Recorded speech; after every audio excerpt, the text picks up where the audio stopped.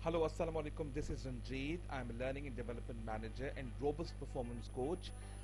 आज मैं जिस टॉपिक पे आपसे बात करूंगा वो है जॉब स्ट्रेटजी कैसी होगी, आप अपनी पर्सनल डेवलपमेंट पे कैसे काम कर सकते हैं और करियर काउंसलिंग को कैसे आगे लेकर चलना है। और अगर आप जिस भी सेमेस्टर में इस वक्त इनरोल्ड हैं, चाहे वो आप फर्स्ट सेमेस्टर में हो या आप फाइनल सेमेस्टर में हो, अपने काम को देखते हुए, अपनी एजुकेशन को सामने रखते हुए आज हम बात करेंगे आपकी स्ट्रेंथ पे, वीकनेसेस पे, अपॉर्चुनिटीज़ पे। जो वर्ड टी है थ्रेट्स, उसको हम चैलेंजेस में कन्वर्ट करके कैसे बात करेंगे, इस हवाले से आज हमारा पहला आपके साथ लेक्चर होगा। इस तरह के हमारे 4 लेक्चर्स डेवलप किए गए हैं जो करियर काउंसलिंग में फोकस करेंगे। हायर एजुकेशन कमीशन ने बड़ा ज़बरदस्त एक काम किया है कि जो यूनिवर्सिटी के स्टूडेंट्स हैं उनको टैलेंट ग्रूमिंग और करियर काउंसलिंग के कोर्सेज करवा रहे हैं। तो आइए सबसे पहले हम बात करते हैं कोर्स कंटेंट आज हमारे क्या होंगे। सेल्फ एक्चुअलाइजेशन पहला पार्ट होगा, option for flexible career and talent management.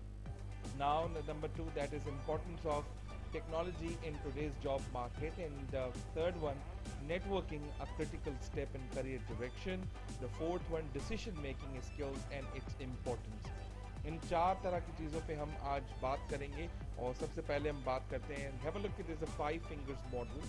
What do you see in this picture? तो जब मैं इस पिक्चर के लोगों से बात करता हूँ तो वो कहते हैं कि दिस इज़ हाई फाइव, कुछ लोग कहते हैं कि दिस इज़ थप्पड़, and some of the people used a very funny word. I never use the wrong because this is a part of our culture जहाँ पर जो है ना नेगेटिव चीज़ों को पोर्ट्रे किया जाता है। इसमें सबसे छोटी फिंगर जो आप मैं बात कर रहा हूँ, the smallest finger, that is nothing but what, it's education.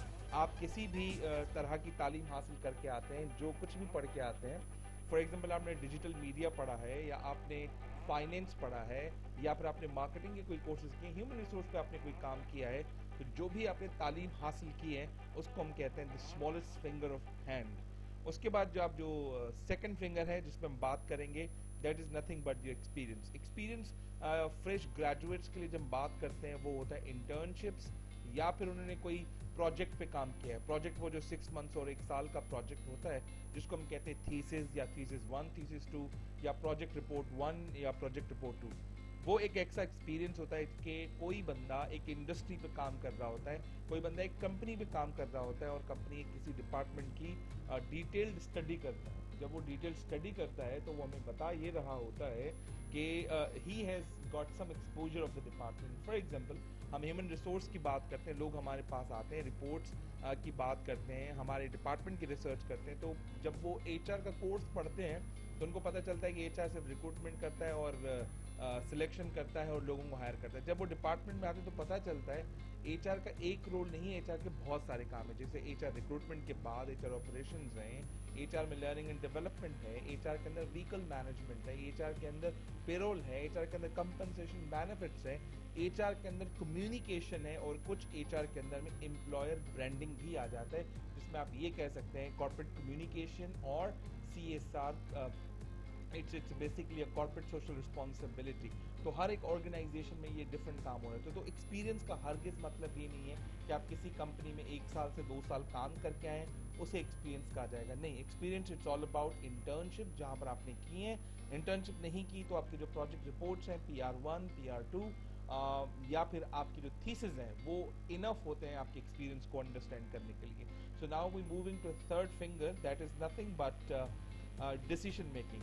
Decision making हम ये आपसे बिल्कुल भी एक्सपेक्ट नहीं करते कि आप कंपनी के फैसले लो, आप जो है ना कंपनी के ही जो है वो एग्जीक्यूटिव टाइप ऑफ डिसीजंस लो। हम आपसे ये एक्सपेक्ट करते हैं कि हम आपको कोई सिचुएशन देते हैं तो हम आपसे एक्सपेक्ट ये करते हैं उस सिचुएशन में आप जो है अंडरस्टैंड करें, एनालाइज करें कि अगर सिचुएशन में आप होते हैं तो उसको कैसे एवेल्युएट करेंगे, उसको कैसे डिसीजन मेकिंग करेंगे। तो डिसीजन मेकिंग पे तकरीबन 4 हमारे फॉर्मूलाज हैं जिसमें what, why, how and when, ये चारों चीज़ें जब हम डिस्कस करेंगे इसमें आपको डिसीजन मजीद समझ में आएगा। लेकिन यहाँ पर छोटा सा एग्जांपल है, अगर आपको इंटरव्यूअर या फिर आपको कंपनी में जो आपका लाइन मैनेजर बनेगा या आपका जो डिविजनल हेड होगा आपसे सवाल करता है कि क्या आपने कभी कोई ऐसा प्रोजेक्ट किया जहाँ पर आपने टीम मैनेजमेंट या लीडरशिप की हो, तो आप ये बता सकते हैं कि सर हाँ, यूनिवर्सिटी के अंदर मैंने एक प्रोजेक्ट किया था, वहाँ पर मैं क्लास लीड था या प्रोजेक्ट लीड था, वहाँ पर चार लोग मेरे अंडर में काम करते थे। कुछ लोगों का लिखने का स्किल अच्छा था, कुछ लोगों का प्रोजेक्ट रिपोर्ट बनाने का अच्छा स्किल था,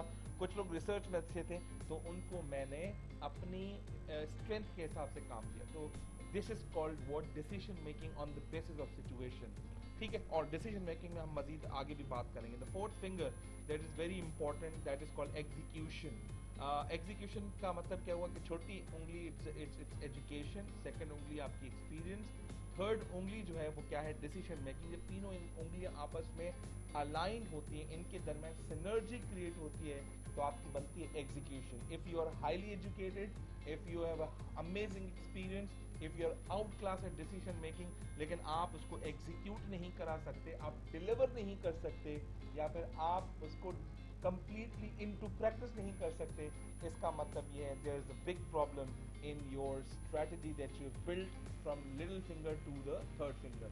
तो अगर आप execution करते हैं, गलती होती है कोई बात नहीं, उन गलतियों से आप दोबारा सीखते हैं, this is called amazing thing. Now you discuss with the bosses, with the people and discuss your initiatives. उसके बाद क्या आता है आपका execution.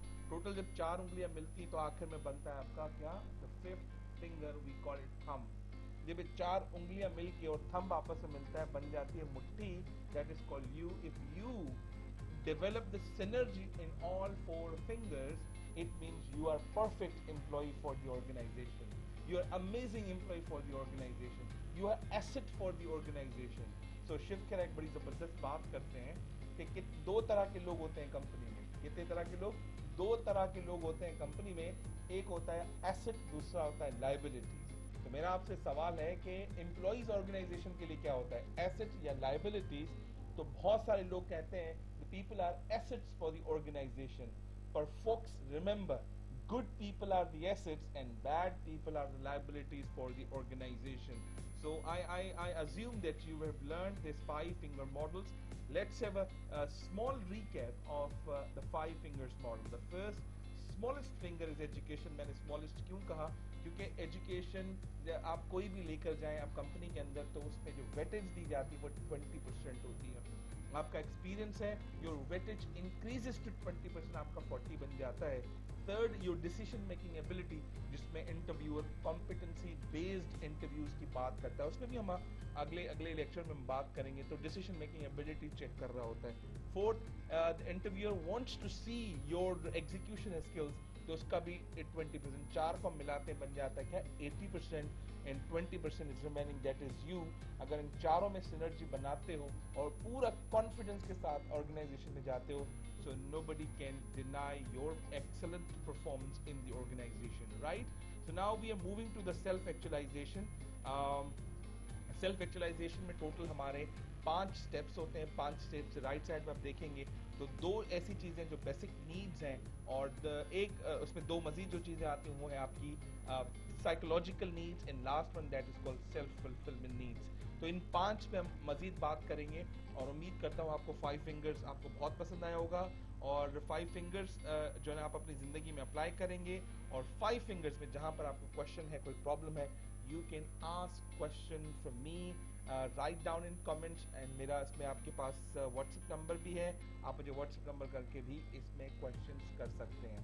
Till that, you just think about it, reframe in your mind, visualize what we learned today, and inshallah we will work on better things in future. Thank you.